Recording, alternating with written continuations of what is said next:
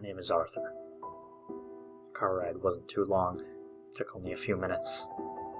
We got to the hospital where grandfather was held. I still held tears from my eyes as this might be the last time I see him. He's on father's side of blood. I still remember fishing with him, and at one time he let me have my first beer when I was only 16. I know that's illegal and all, but it's not like he gave me a full bottle of beer. We ate together, played together. We did everything. He was almost more of a father to me than my actual one. That doesn't mean I don't love my father, we just don't do too many things together. We finally got to his hospital room. Mother was on the verge of having a breakdown. Father was expressionless, as if he couldn't even process what was happening.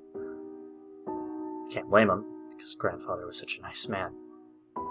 He was the nicest man in our family, unlike grandmother, who would punish father when he was a kid for the stupidest bloody things, and she had cheated on grandfather twice.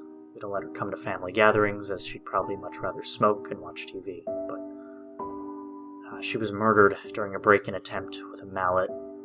Although she was a degenerate, her death still felt wrong. Grandfather had fought in Vietnam and had come back with nothing but a missing arm. Grandfather was such a nice man, and his death just felt too soon. It was my turn to say goodbye. We had a conversation about our most precious moments together. I finally cried as he held my hand. It finally fell over and felt cold. I walked out of the room with tears and the worst headache I had in my life. I cried into my pillow as I tried to sleep that night. The next day, Father had told me to help clean out grandfather's house. We were in the garage. I was taking out paint cans, tools, and some car parts when I was struck in the head with something.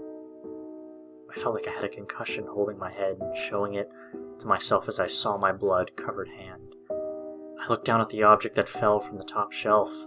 It was a mallet, covered in a dried, thick liquid.